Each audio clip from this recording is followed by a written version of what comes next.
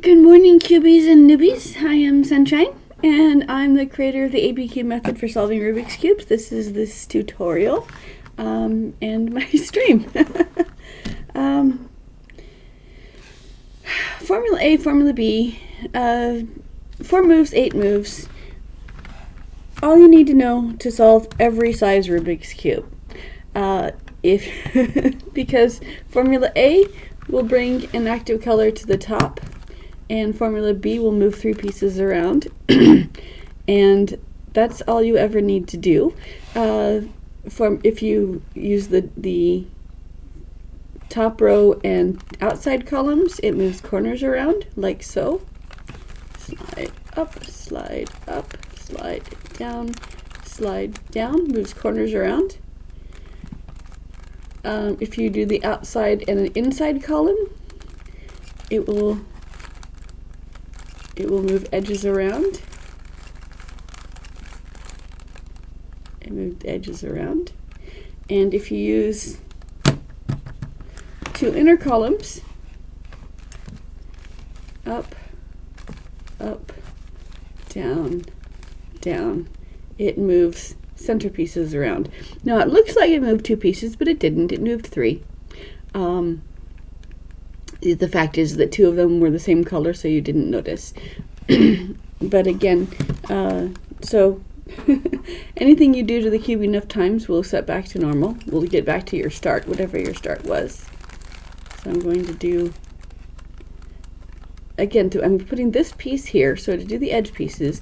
Now you don't have to memorize, okay, if they do these 2 columns, this is what happens. Because the cube itself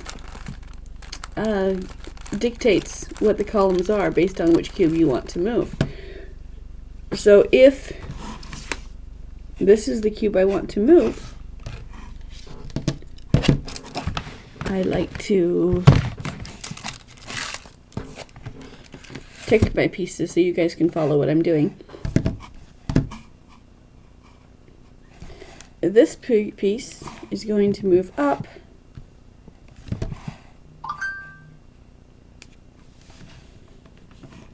and it's going to land in this spot, so this is the piece that's going to move down. The first horizontal move is to line them up so they're in the same row, and they will land. Then I move up, rotate the columns to a separate row, rotate the top row so it lands in a separate column. Then that column then becomes my second column up. And then reverse, down, reverse, down. So because the cube that I wanted to move dictated which columns I used. So if I wanted to move this edge piece, it's blue. Let's go to a different color than blue so you can see my tacky. If I wanted to move this piece over here, then the first column would be where it wants to land, and the second column would be where it begins. So if I wanted to go on this side, this would be first column, this would be second column, over here, this column, this column. And if, so I choose a piece that's incorrect that it wants to be moved, and I apply Formula B to it. So if it's going in this direction, so I start by moving it away, and then the first column is where it wants to land, and every other horizontal is the reverse of the one before. So this is the row column, because this is the one I'm moving. This is my second column, and then reverse, down, and it moved 3 pieces around. It's always going to move 3 pieces around, and again, whichever piece you decide you're going to apply Formula B to, the columns that you're using are the ones that piece lines up with. So the only exception to A and B solving all of your cube is so outside edges moves columns, outside inside moves edges, and 2 inside columns moves centers around. But the The other day I had someone pop in here and say, that doesn't handle parodies. And the fact is that it doesn't handle parodies because neither do you have to. If you have a parody, which is where this piece wants to be here and this piece wants to be here, which is not the case in this situation because I've got 3, but I can create a parody. Here's a parody. What looks like a parody. This piece wants to be here, this piece wants to be here, and there's only 2 pieces on the edges layer that are not correct. So, looks like a parody, but it's not. A parody is always caused by one slice being a quarter turn off. And in this case, that slice is the top row, which shows to be a corner parody as well. This piece wants to be here, this piece wants to be here. And the reason why a parody doesn't typically show on a 3x3 is because you can see that the corner, what the center is doing, and you can see whether it's a quarter turn off or not. But when you get to larger cubes like a 4x4, you can't see that. So if you ever get a parody like this, if you ever get a parody, I pre-made one for you. Don't you feel special? This piece wants to be. Nope. Nope, this is not a parody either. I lied. Okay. But when you have a parody, a single quarter, the row that touches that parody, a single quarter turn undoes the parody, and it's all from that state with A and B, and the parody has disappeared because it's not there anymore. So you don't have to memorize one or more long parody algorithms that you only use at a specific point in your cubing, which is if a parody happens to show up. So I'm going to demonstrate here. This parody is caused by this row being a quarter turn off. And if I change it, that quarter turn, then this cube is correct, and these three corners are not. So instead of having that one quarter turn takes it from 2 pieces being wrong to 3 pieces being wrong, looking at just the corners here. So formula B moves 3 pieces around. And we're going to do it again because that didn't line it up. Okay. And then so that those 3 pieces have moved to the correct space. Formula A will bring my top color back to the top. So orange is my top color. So formula A, bottom row, right column.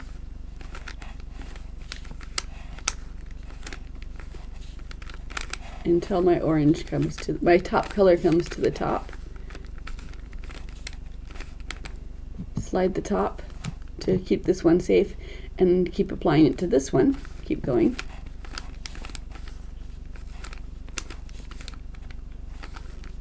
Until my top color comes to the top.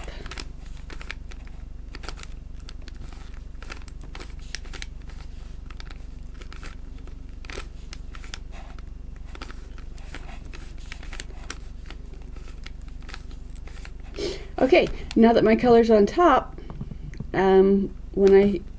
it had been this way because my edges had lined up, and so they make that 1 quarter turn, and now my corners are correct to each other, and you can see that I do no longer have 2 edge pieces only that need to swap. I now have 6 edge pieces that need to swap, and that I can do. So working with opposite edges, I find a piece that's incorrect, and excuse me, need some water. So now that my corners are correct, that parity will disappear.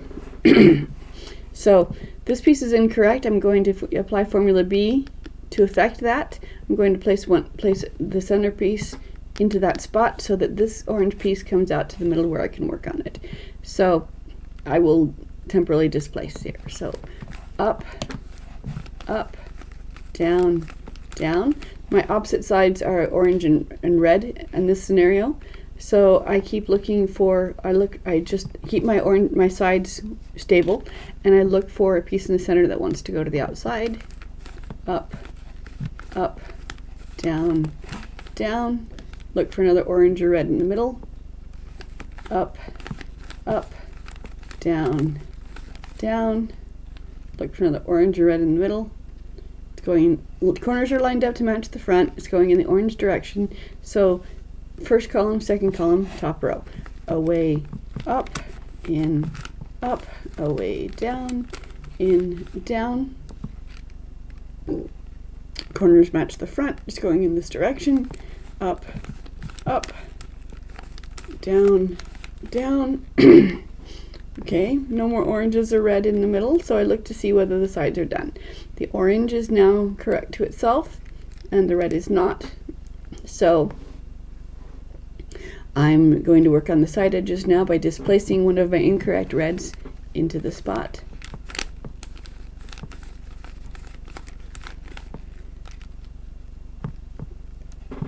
Look for the piece on top that's not the top color. Bring the corners to match the front. Determine its direction, and away, up, in, up, away, down, in, down. Piece on top doesn't belong there. Bring the corners to match the front. Determine its direction. So the yellow and green will land above the yellow green something corner. Away, up, in, up, away, down, in, down. So it doesn't. So if it looks like a parity, it doesn't matter. Whatever cube touches that parity, that row is a center turn, quarter turn off. You make a quarter turn. In this case, it was the top row. Make the quarter turn, and the parity disappears. Corners match the front. It's going in this direction. Away, up, in, up, away, down, in, down. Piece on the top doesn't belong. Corners match the front. Determine its direction. Up, up, down, down, and we've resolved the issue. So yes, it's not the fastest. This method is not the fastest, and it's not the shortest number of moves. But because these two methods, these two formulas, and I don't call them algorithms because I'm not dictating what which row you're using. You apply it to whichever one you need to use it on. So I'm not saying it's left plus, or left clockwise, left prime, right prime, top, whatever.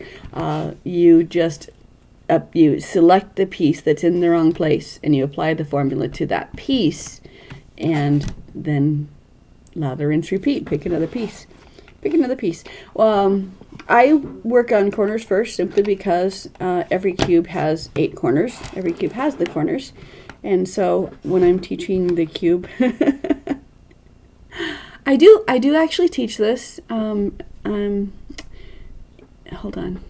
How are we doing? Do we have any new people coming in? All right. Well, you guys already know what I'm telling you. So, because I recognize your names. And you're not commenting, that means you have me on in the background because you're getting ready for work or play or bed, depending on where you are. And sorry, I have a kitty. My kitty is distracting me. We might be invaded by a kitty.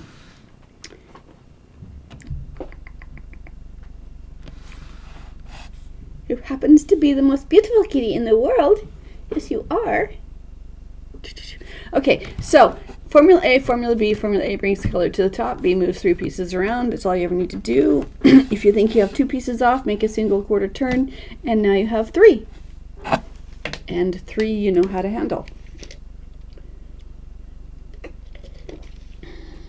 So it also works. It works on every size cube. It also works on other things as well. Someday I will write a manuscript for this one. Speaking of manuscripts, I do have this. I am seeking an agent. If you have any friends who know a publisher, who know an agent, not a publisher, because I know. I thought I found a publisher, and he encouraged me through until I got the manuscript in a complete form, and he said, "Okay, now give me $5,000." I said, "That's not the way it works." I don't want to help you. I don't want you to help me self-publish. I want someone who actually knows how to get this on the bookshelves in the stores. Because I'm old and I want to have it in my hand. I want to be able to say, hey, I wrote the book. Look at this. It's not enough to be published online. Hi, kitty. Even though this method is mentioned in the Wikipedia on the Professor's Cube, because it is a direct solve of the 4x4. So it's one of like 6 methods that are mentioned to solve the 5x5. It's most people who do large cubes were taught the reductionist method. Here, take this cube, make it look like it, use these algorithms, make it look like a 3x3, and then solve it like a 3x3. Well, this is not that. This is a direct solve. So when I'm teaching people, I teach total non-cubers, and it takes about 2 sessions, usually, 1 hour sessions, and total teach time between 1.5 hours and 2 hours, and everyone that I've taught so far, which has been many, can pick up any cube after that and solve it, put it down solved. Again, it's not speed, it's not fewest moves, but it's the simplest to learn. So that is the overview. If anybody wants to talk to me, tell me how their day is. I'm gonna go. I'm gonna go be grandma today. I'm gonna go babysit my littles today. So that's gonna be fun.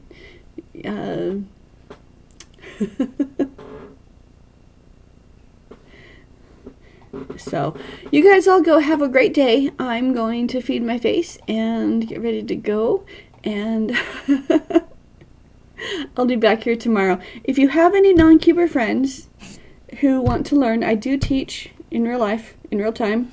I have a Zoom lined up where I can see your cube and you can see my cube, and I walk you through the AB method.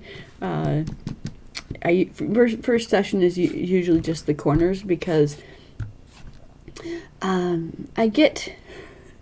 started by teaching the 3x3, and then now here's the 4x4. You already know everything you need to know. You just have to apply it to these, and they're like, nope, the 3 is the original. And thank you for teaching me, and I'm really happy that I learned that, but that looks more complicated.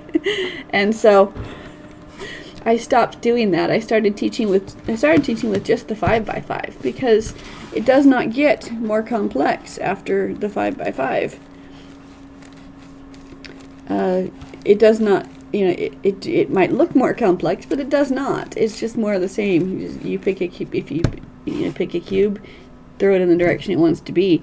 And so I would say, okay, here's how you do the corners. Wow, you did the corners on that one. Great. Now do the corners on this one. Now do the corners on this one. Good. Now scramble it and do it again.